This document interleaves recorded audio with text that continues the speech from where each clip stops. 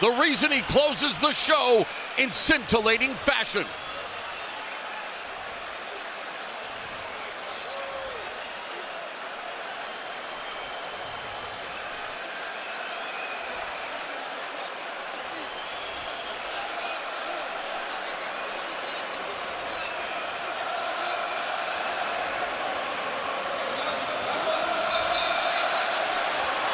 Bell and round one set for 12.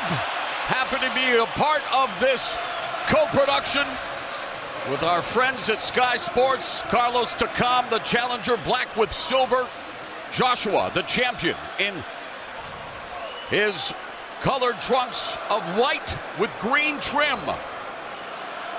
Takam trying to come out with a certain rhythm, trying to get, maybe throw a little bit of confusion out Joshua's way, but he's backing up. He's still being careful, despite trying to bring this rhythm. Takam has a very good overhand right. He thinks, though, the left hook might be something that will hurt Joshua, and Dylan White, who did hurt Joshua with the left hook.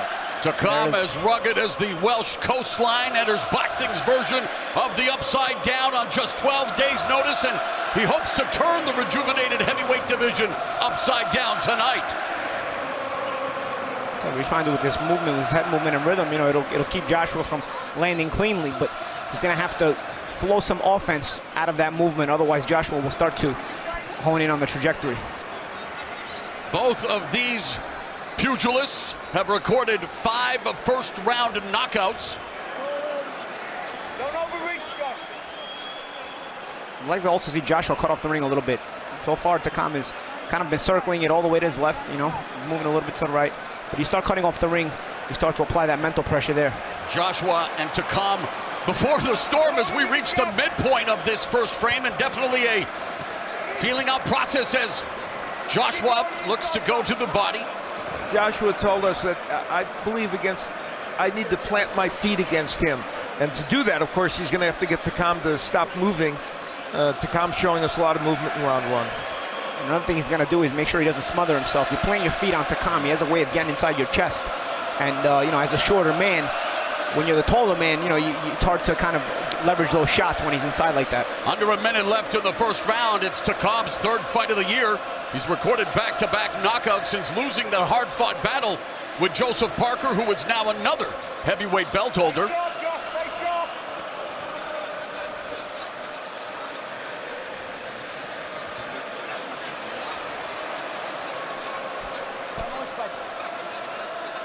I'll tell you what, though, man, Takam is moving a lot, and even that upper body movement is moving a lot. He's got to be in shape to keep this up for all the rounds. He's a very tricky fighter, both inside and outside.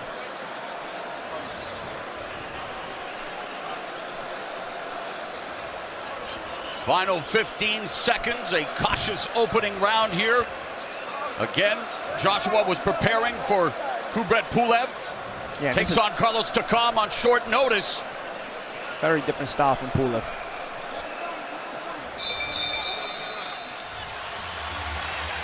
We'll take a look at the keys to victory for these two men.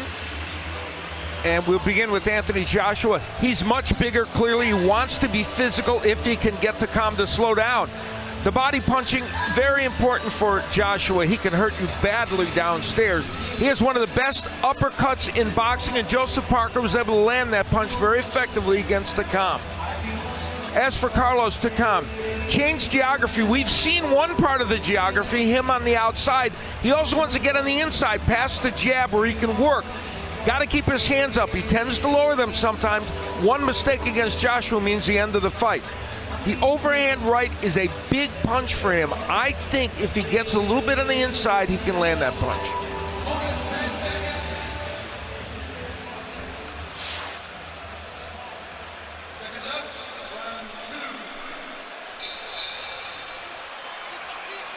The bell and the second round. Takam training at a gym named after France's greatest boxer, former middleweight champion Marcel Cerdan, who actually passed away 68 years ago today, killed in a plane crash on his way back to the United States for a rematch with Jake LaMotta. Tragic story in many levels. And Jake just lived up until about a month ago. Yeah. Crazy. Meanwhile, Joshua continuing to maintain his training regimen. If it ain't broke, don't fix it. And really is a Spartan lifestyle in training camp, Paulie, for Anthony Joshua. A man who's already made millions. He really does not want to get disconnected, because there was a clash. That's the thing about the shorter man, you know, coming in like that. Also the bald head. But Al, Joshua's really remained humble and really connected to his roots. He really has. And, you know, when we talked with him, you know, he's an interesting man because he just talks to you. That's part of the charm of him. He doesn't pontificate. He doesn't seem like he's playing anybody. He just talks. There's the uppercut from Joshua. It's so effective. About that. It's been incredibly effective against the likes of his domestic rival, Dylan White. He finished White with the right uppercut. Hit Klitschko with the right uppercut. There's a sweeping left hook for Joshua that backs Takam up. Yeah, I think that butt he took maybe angered him a little bit. Also some blood out of his nose. That's probably from the jab of Takam. And Takam has a melatonin-flavored left hook of his own, but right now it's Joshua imposing his will and skill on the challenger as we cross the midpoint of the second round. Takam's got to get back on that jab. You know, you got to make Joshua respect that distance. See the combination punching from Anthony Joshua. He is not a one-trick pony. He's not one-dimensional in the ring. The second round has been Joshua's most effective. He's recorded 8 of his 19 knockout victories in the second stanza. Under a minute left now here in round 2. Just missed with the right uppercut. But a nice jab by Takam. He's been consistent with that. You know, it's bloodied the nose of Joshua. Joshua's got to start cutting off the ring a little bit. You know, if you make Takam uncomfortable, he does stop using that jab as he was about a minute ago. But you got to start cutting the ring off besides landing those combinations. You got to give him the effect that he cannot escape this pressure. And right now, if the ring is not being cut off, Takam can feel like I can escape here and there. Lead left hook that was partially blocked by Joshua. Right hand misses for Takam. But what I did, it allowed him to get breathing space. Joshua backed off. And that's all Takam's looking for here and there. He's looking for a little breathing space. He's looking for a way to turn the corner. Nice jab through the guard by Joshua. They always say you can jab with a jabber, right, Mo? Mm-hmm.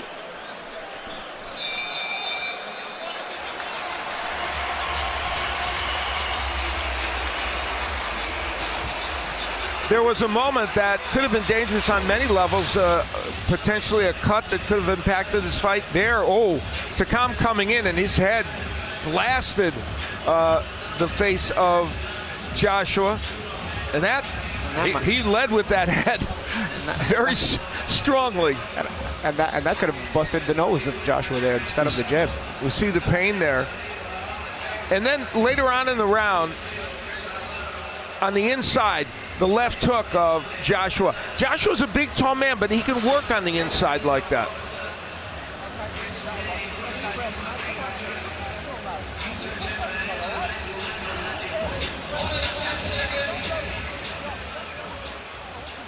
Punch your way in, move off the side, pull again.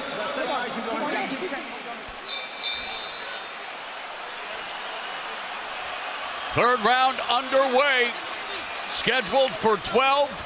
Anthony Joshua in the 4th defense of his championships, and just landed that right cross, grazing the jaw of Takam. And that was a nice counter. Takam didn't fully commit, so he didn't take the full brunt of it. But a nice counter, and Joshua has shown that in the past. He dropped Charles Martin with that counter right hand as well. Also, just a reminder, we may not hear the corners as well here as you're used to hearing them on our Showtime broadcast. Tricky rhythm by Takam. But again, you see how he's able to turn the corner to his left?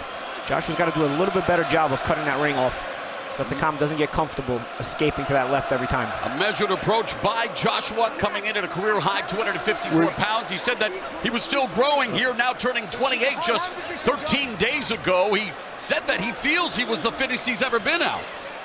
Oh, nice right hand by Takam. Just to finish that thought about the audio, it's partially because there's a different audio system here, and it just might not be as apparent.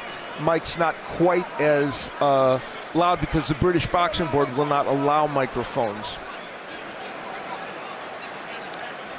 So, but Joshua's trying to figure out Takam a little bit too much. I think while you're trying to figure out your man, though, you should still be busy with the jab.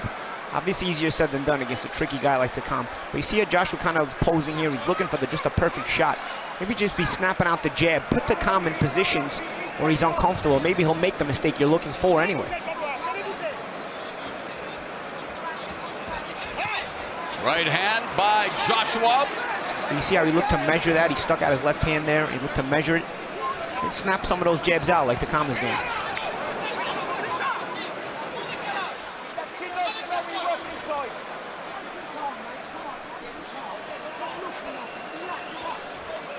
Both these men were Olympians, of course, and Takam, representing Cameroon, did not do as well as Joshua in the Olympics, but he had a very solid amateur career and is a fighter that knows his way around the ring. Now resides in France, looking to become the first person living in France to win a heavyweight title.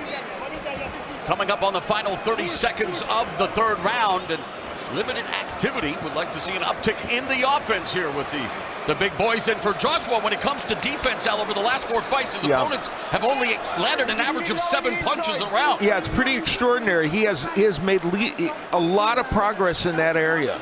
And even though Klitschko is able to land some big punches, still Joshua's improved in that area. Short right uppercut by Joshua as Takam leaned forward. I'll tell you, Takam also, with that jab, you know, I'll tell you who's watching this fight probably and then thinking to himself, I can have some success with the jab. With Deontay Wilder, been successful, Takam, so far with that jab.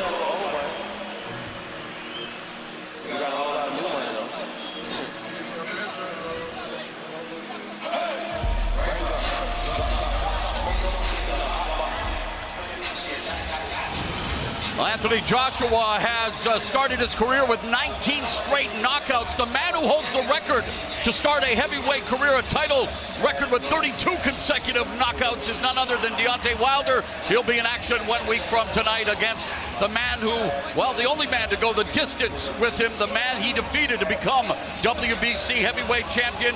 And of course, you know the Bronze Bomber is watching with vested interest tonight. Should Joshua be victorious tonight, Wilder victorious 1 week from tomorrow, it sets up what will potentially be the biggest showdown in the entire sport in 2018.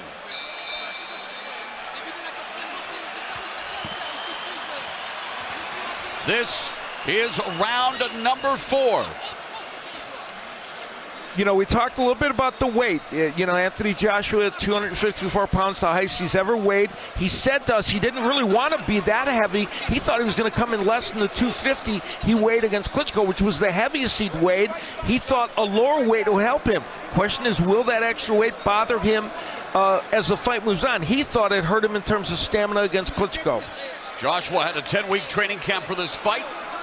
His trainer, Robert McCracken, says the thing that stands out about Joshua from other fighters is his total belief in himself as action begins to pick up here in round 4 as Joshua puts together a 4-punch combination. Takam kind of shrugged his shoulders. He smothered a lot of that, but at least Joshua's giving us the effort that we're looking for here. But it's cornering Takam that's kind of been befuddling him a little bit. And again, I got to keep repeating it. He's not cutting off the ring as Takam moves to the left.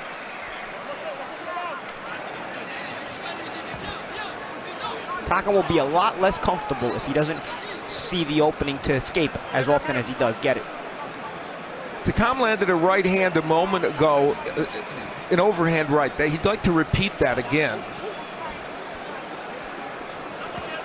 Now Takam backing himself up along the ropes, using lateral movement, trying to flash the jab as Joshua with a cuffing right hand to the side of Takam's head. Takam leaning in, rolled with that right hand. Now some gamesmanship on both parts as that right hand deflected off the temple of Joshua, who now puts together a right hand and a right uppercut on the inside out. And it started with a counter right uppercut. That's the punch that we knew he was going to be looking for in this fight, and it landed. And Takam is cut. Takam cut over the right eye, and it's already proving to be a problem. He's wincing, he's pawing at it with his glove, looking away. Joshua was looking to go around the ref. Is he giving up? The referee asked him, do you want to quit? He said no. Well, he just ate a combination from Joshua.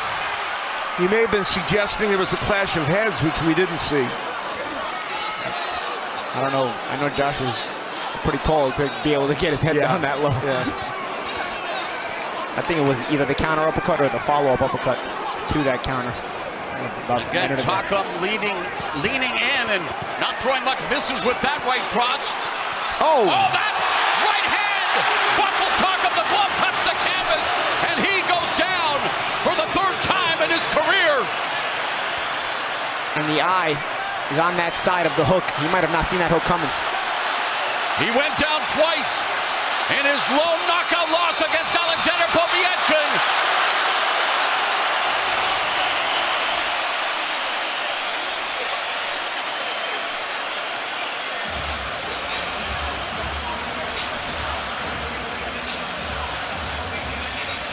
We'll look back and see where Takam got in trouble at the beginning of this round. The nice right uppercut, which had followed the left hook by Anthony Joshua. Takam leaning in, and that was where the cut happened from that hook or the right uppercut. Then we'll take a look at the knockdown.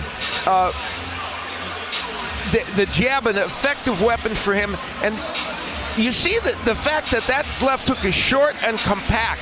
That's where Anthony Joshua has made a lot of progress. And that's a catch and shoot right there. You'll see Joshua catch the hook here and then shoot right back with his own hook. And that replay brought to you by Halloween 2017. Yeah. And also even that uppercut we were talking about, see that beautiful counter by Joshua, that's all from positioning. If you lose your positioning as you're slipping punches, you lose your ability to counter. Joshua, most of the time, almost all the time, has great positioning, so he keeps himself balanced enough to be able to shoot that counter.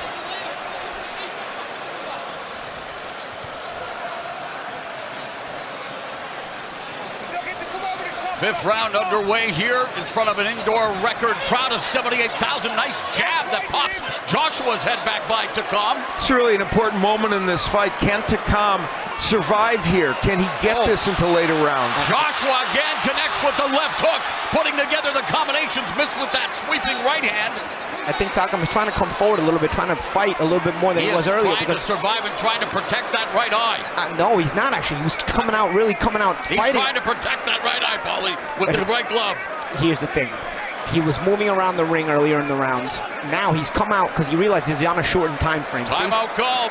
That sand is running out of the hourglass. I think he came out this round trying to be a little bit more aggressive, knowing he doesn't have a lot of time.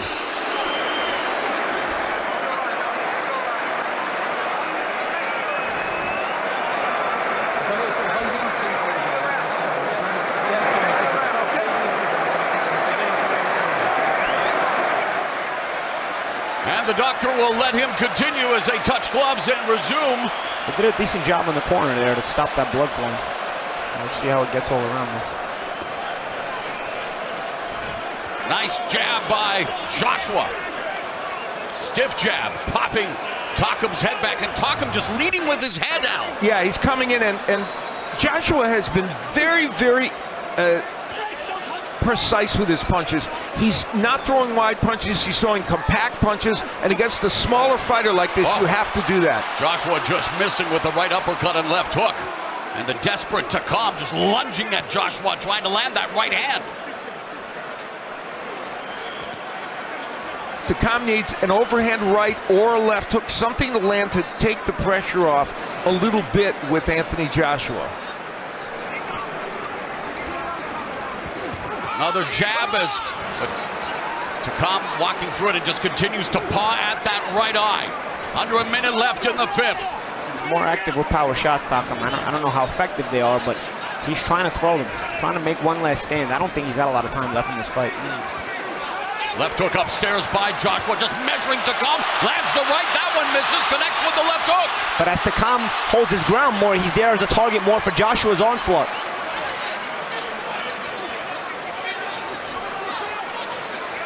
Takam trying to work his way to the inside, but it's a minefield.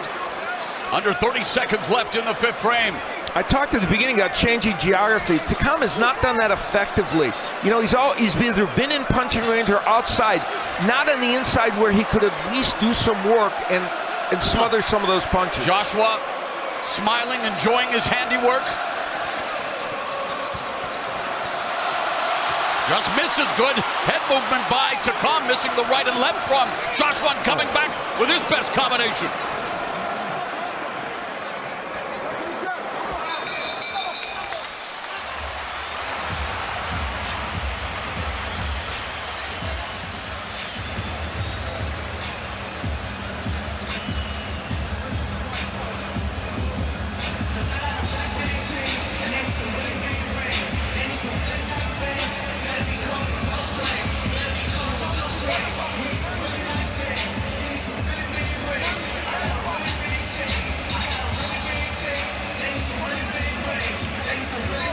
while clearly this fight is going Anthony Joshua's way, this was a moment in the last round where Takam tried to throw a good combination, did get the jab in, and elicited some comments from Anthony Joshua. But that's what Takam has to try and do at least to keep Joshua off of him.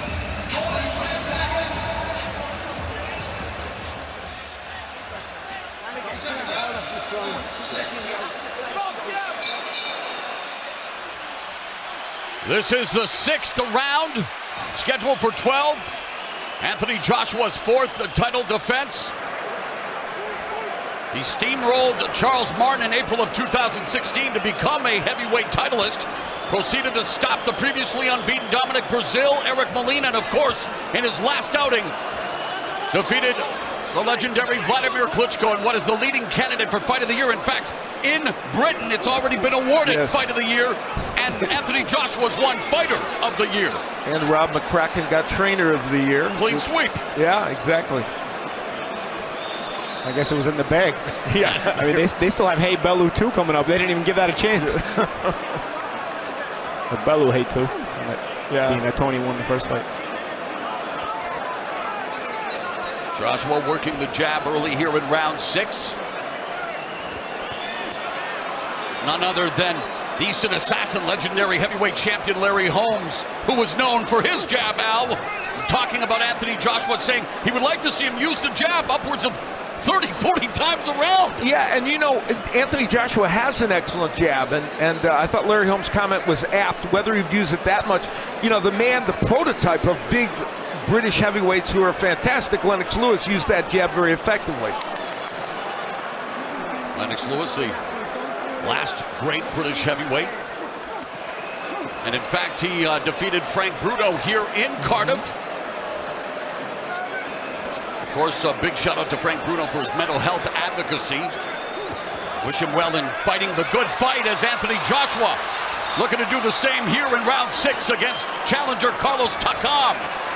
That's where Joshua can be most effective on the inside against a short guy like Takam, is those catch and shoots that he often uses. It's hard to find openings on the inside when your arms are so long against a short guy, but those catch and shoots will do it. And Joshua clubbing away on Takam upstairs. That right hand blocked. This fight reminds me, many years ago, I did the fight between George Foreman and Dwight Muhammad Qawi, and ironically, Takam's dad was a Foreman fan. Very similar in terms of the dynamics of the two men, and George Foreman ultimately wore Qawi down. That's kind of what Joshua is doing here. Takam using a modified shoulder roller, attempting to anyway. Ate a left hook from Joshua. That's a good example, George. That's even the difference in physical size, right? Yeah. And the style of Takam staying low. Well, Takam is game. He's coming forward. 15 seconds left. He's done a lot of good body work here, but, you know, is that too little too late for Takam? Yeah, I feel like he's started a lot of body work in this round, you know? Another stiff jab by Joshua through the guard to end the round. And that jab is not going to do the cut of Takam any favors.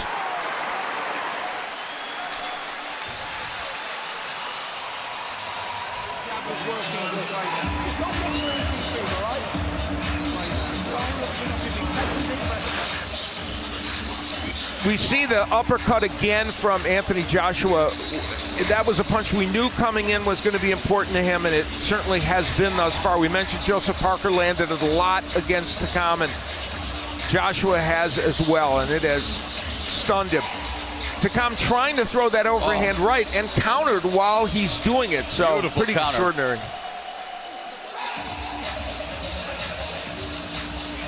Not smiling so much there. No.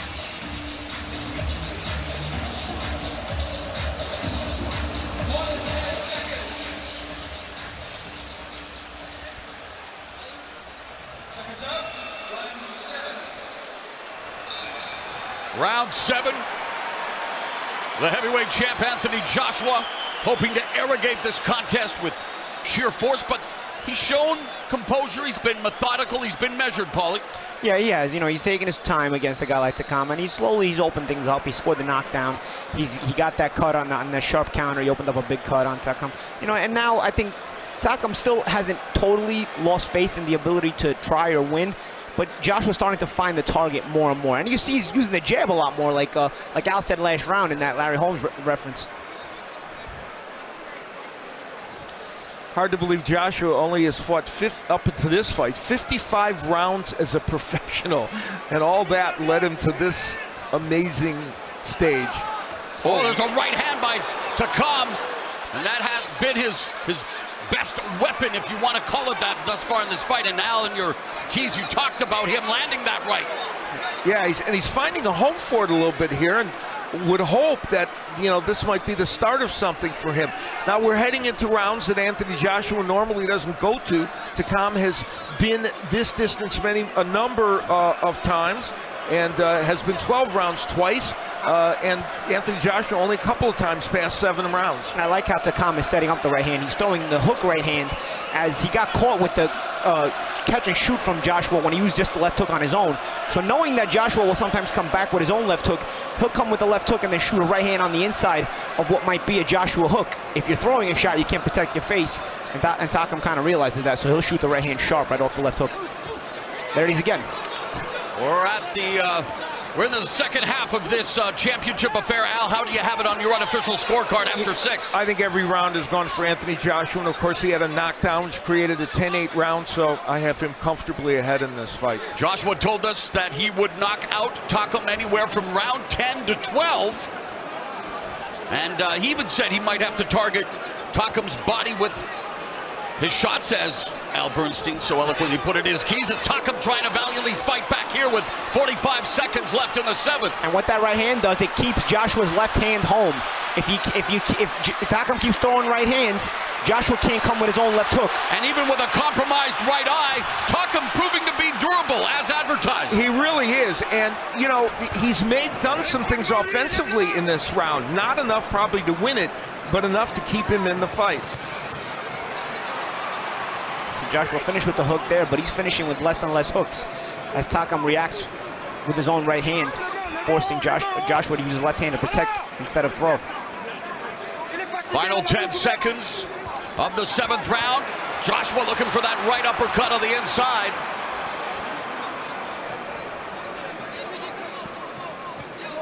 And that uppercut's a big weapon because Takam constantly dips low when you get dangerous with him.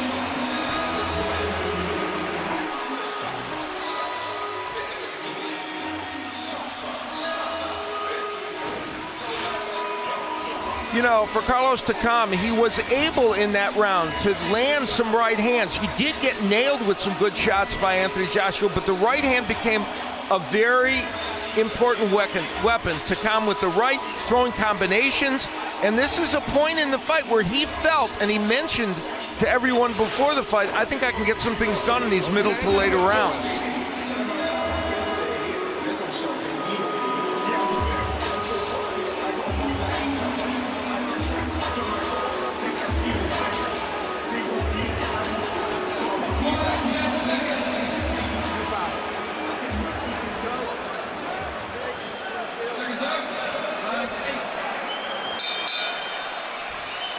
The bell in round number 8, an indoor record crowd of 78,000 here at Principality Stadium in Cardiff, Wales, watching their favorite son, Anthony Joshua, make the 4th defense of his heavyweight title. And Carlos Takam, the challenger, on less than 2 weeks' notice here in round 8, has been down once in the fight and has, well, had to worry about that cut over his right eye. And his cut man has done a great job of keeping him in the fight. I mentioned that Takam has been longer in terms of distance. He's been 10 rounds 5 times and 12 rounds twice. Joshua only passed the 10th round once in his career. Yeah, so Takam's trainer is also his cut man, Joseph Germain. Yes.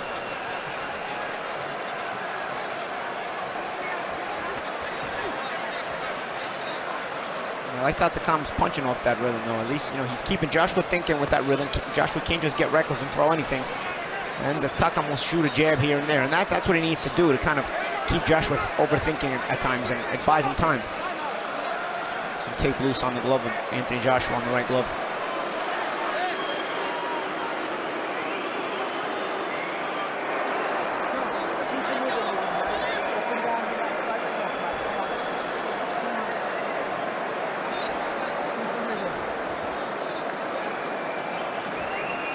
Good look there at Rob McCracken, a former fine fighter himself in the 1990s, fought for a world title. The Olympic coach for Great Britain, has done a wonderful job with Anthony Joshua, also trained Carl Froch. Carl Froch, a part of the Sky Sports broadcast team, and the road just ahead of us here are partners.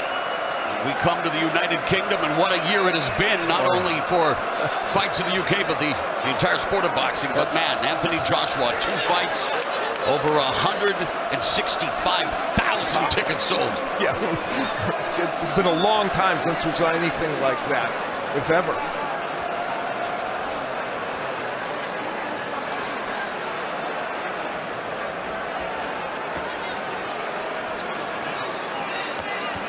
Joshua pawing away at Takam with the jab before attacking with accommodation. 60 seconds left now in the 8th round. We mentioned that Takam went 12 rounds with Joseph Parker, who has another one of the heavyweight championships. Beautiful body work by Joshua, setting up the left hook upstairs. Takam doing a good job of catching it on the glove, because if you don't catch those on the glove, you wind up like Takam did earlier in the fight on the canvas. Right cross, though, that scored for Joshua.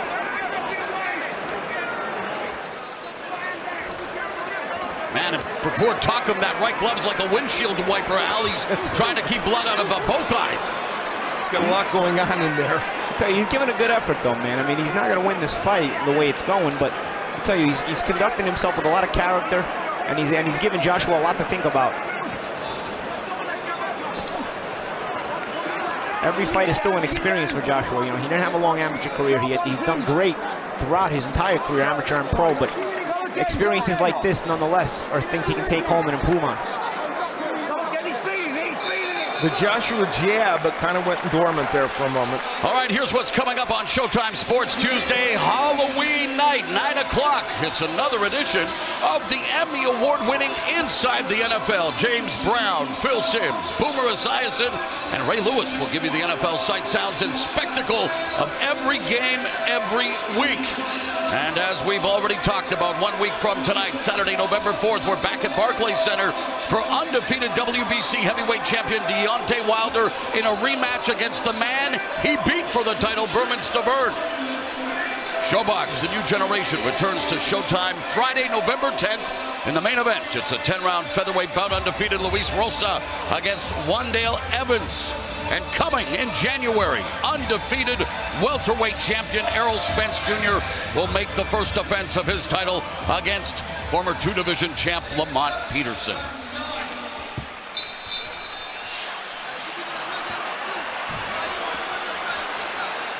Referee calling for a timeout just before the start of the 9th round.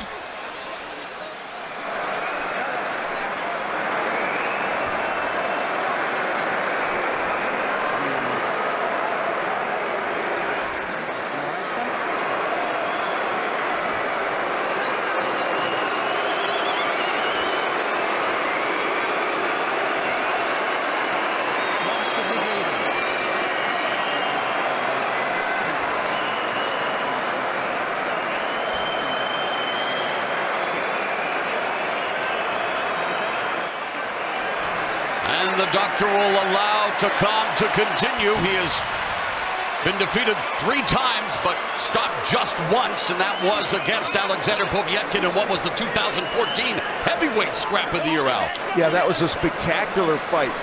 We're at a point here now where we have to look to see if Takam can make anything happen in these rounds. Would Anthony Joshua slow down a bit? Is the weight having an impact on him? We'll have to watch closely to see if that's the case. I'll tell you, when what makes Joshua stop jabbing a lot of times is Takam's head movement. It kind of befuddles Joshua a little bit. Instead of snapping that jab, he kind of starts to paw out with the left hand. As soon as Takam's head movement kind of slows down, Joshua becomes more effective with the jab, and he becomes more confident with it.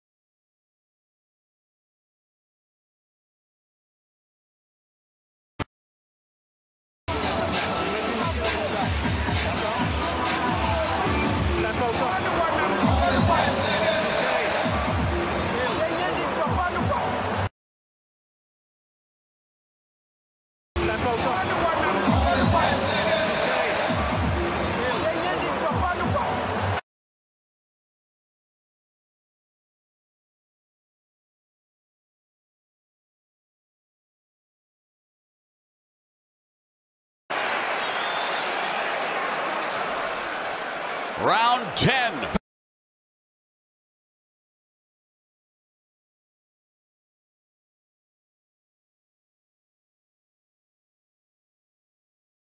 In fact, he reportedly followed Joshua back to his hotel room after Joshua defeated Dominic.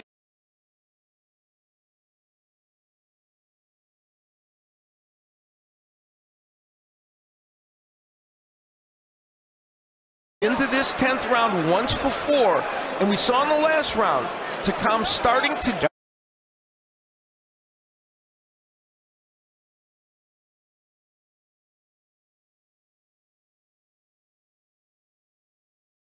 Joshua did predict he was going to stop Takam late in the fight. Yeah, he said through 12. Between round 10 to 12.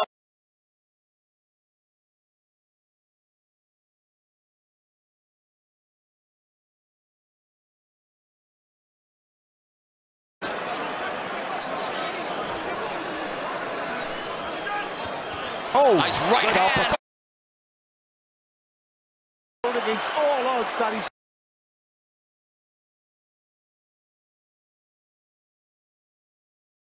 he tried to smother at first, but Joshua made a good move to create space. And the referee.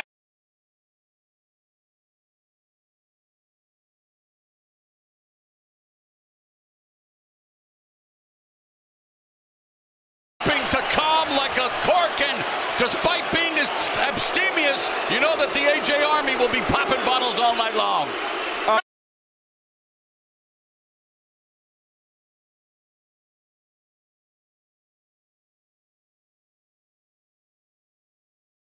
Rocked, but he wasn't doing bad. Like, there was worse points in this fight for Takam to stop this fight if you were really going to stop him at this point.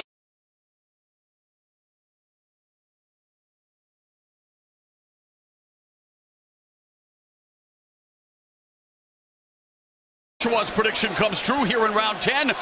He's now 20-0 all.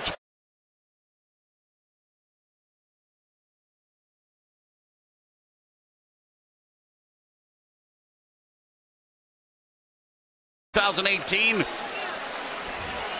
Question on many people's minds in North America, will he become...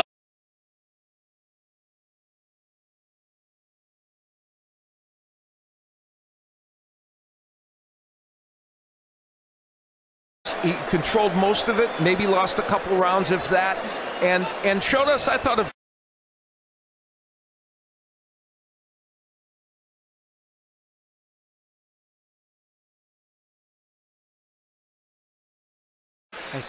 excellent uppercut on the inside. Takam shook a little bit, there's no question about that. He's wobbled in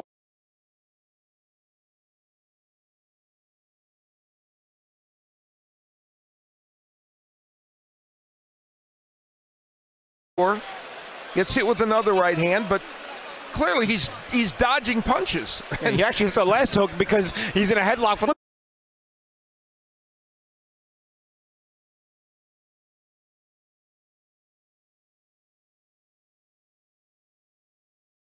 the last right hand. Well, see? Here we go. And then he takes a hook because he's in the headlock. Yeah, so clearly an issue there for the